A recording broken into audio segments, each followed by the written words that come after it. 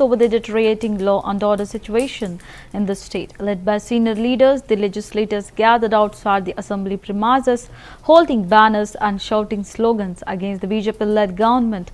The protest highlighted issues such as rising crime rates, alleged administrative negligence and lack of accountability in governance as the assembly session commenced.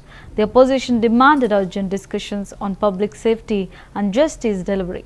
The demonstration added to the charged atmosphere inside the House, where heated exchanges were expected over governance failures.